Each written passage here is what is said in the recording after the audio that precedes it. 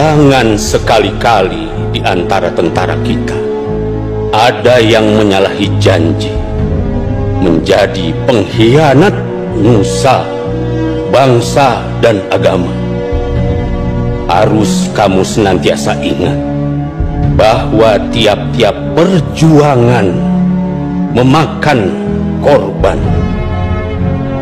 Jangan sekali-kali membuat rakyat menderita.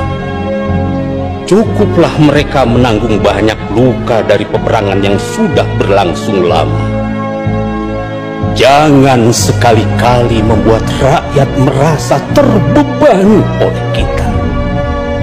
Cukuplah mereka memikul beban atas banyak kesengsaraan yang telah ratusan tahun menimpa.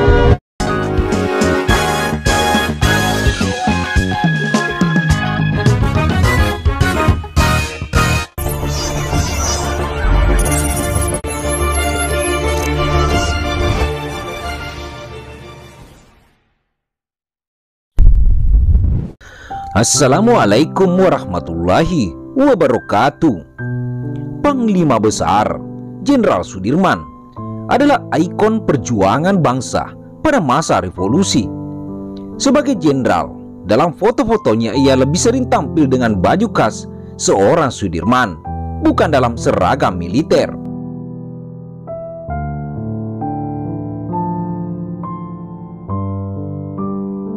Dalam sejarah Indonesia, Sudirman layak untuk selalu diingat atas peran besarnya dalam mempertahankan Indonesia dari serangan sekutu. Ia juga merupakan Panglima Besar TNI pertama yang dipilih secara demokratis melalui voting.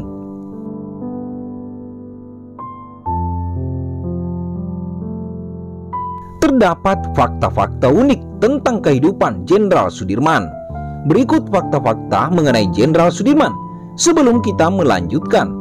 Seyokia pemirsa yang budiman, memberi dukungan channel kami dengan cara like dan subscribe-nya. Jika tidak ingin ketinggalan info-info berikutnya, jangan lupa nyalakan notifikasinya. Terima kasih banyak sebelumnya. Persahabatan romantis dengan Soekarno. Soekarno dan Sudirman adalah sahabat yang sangat dekat. Kedekatan mereka dapat dilihat dari panggilan yang disematkan.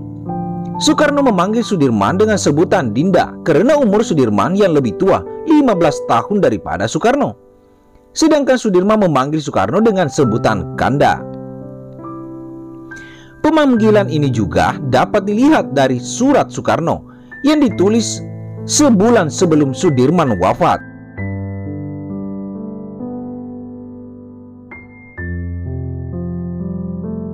Kanda, doakan kepada Tuhan, semoga Dinda segera sembuh. Tulis Soekarno.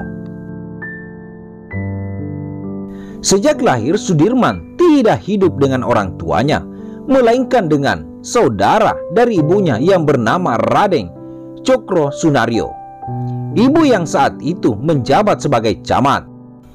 Karena itu, di kemudian hari Sudirman mendapat gelar Raden karena dianggap anak sendiri oleh Cokro Sunario.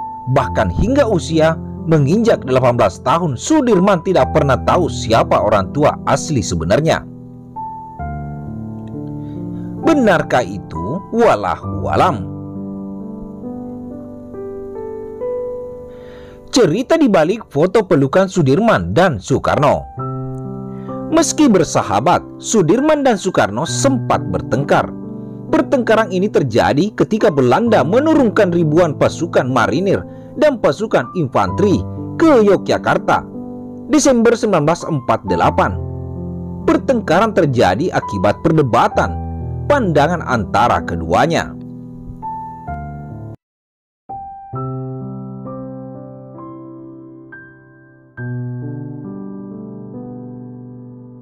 Sudirman menginginkan perang total dengan Belanda, sedangkan Soekarno memilih untuk tertangkap agar disorot oleh dunia internasional.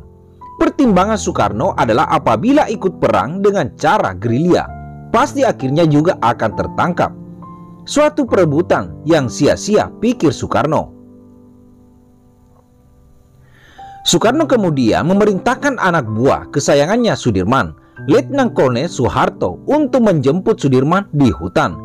Sesudah perintah ini, Soekarno kemudian memerintahkan Franz Mundur, ahli potret dari IPOS, dan juga foto kesayangan Soekarno untuk memotret momen pertemuan antara Soekarno dan Sudirman.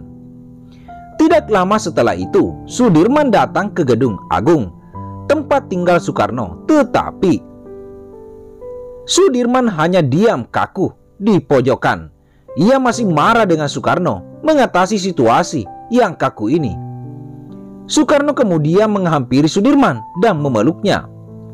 Kemudian yang begitu cepat ini membuat Franz Mundur tidak mendapatkan gambaran yang bagus. "Ya udah, diulangi lagi adegan ciuman," kata Soekarno. Soekarno lalu menyuruh Sudirman untuk mendekat. "Ayo supaya lebih dramatik," kata Soekarno. Sudirman hanya menurut dan jadilah foto pelukan tersebut menjadi foto paling terkenal sebagai foto penutup Perang Revolusi 1945-1949.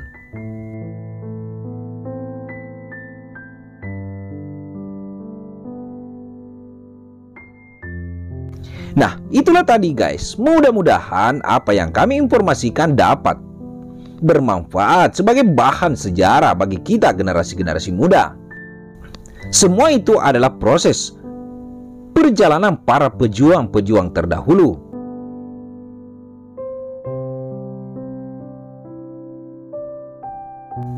Kami dari Faktual News 77 pamit undur diri. Sekian dan terima kasih. Wabillahi taufiq wal hidayah. Wassalamualaikum warahmatullahi wabarakatuh. Bung sedang sakit. Sebaiknya Bung pulang dan beristirahat dahulu. Tidak, Pak Presiden. Saya harus berjuang. Negara membutuhkan saya justru pada masa-masa sekarang. Jenderal Sudirman meminta Kapten Cokro Pranolo untuk mengantar istri dan anak-anaknya ke dalam benteng keraton. Jangan sekali-kali di antara tentara kita ada yang menyalahi janji, menjadi pengkhianat nusa, bangsa, dan agama. Harus kamu senantiasa ingat bahwa tiap-tiap perjuangan memakan korban. Jangan sekali-kali membuat rakyat menderita. Cukuplah mereka menanggung banyak luka dari peperangan yang sudah berlangsung lama. Jangan sekali-kali membuat rakyat merasa terbebani oleh kita. Cukuplah mereka memikul beban atas banyak kesengsaraan yang telah ratusan tahun menimpa. Jenderal Sudirman dan pasukan telah sampai di daerah Sedai. Jenderal, kita dikepung Belanda. Kita tidak bisa kemana-mana. Tenang, mari kita semua berzikir. Jenderal Sudirman dan pasukannya memakai sarung melantunkan zikir.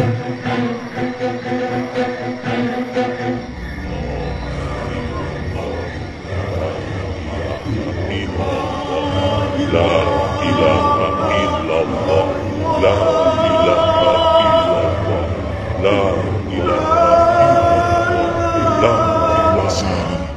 Apa jimat Pak Yai? Belanda sudah mengepung, tapi kok Pak Yai tenang saja? Kamu ingin tahu? Saya punya 3 jimat. Jimat yang pertama, saya tidak pernah lepas dari bersuci. Jadi kalau batal wudhu, kamu bawakan di saya berwudhu. Itu jimat yang pertama.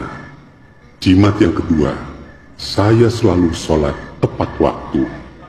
Dan jimat yang ketiga, semua saya lakukan dengan tulus dan ikhlas, bukan untuk diri sendiri, bukan untuk keluarga, bukan untuk institusi, bukan untuk partai, tetapi untuk seluruh rakyat dan bangsa Indonesia.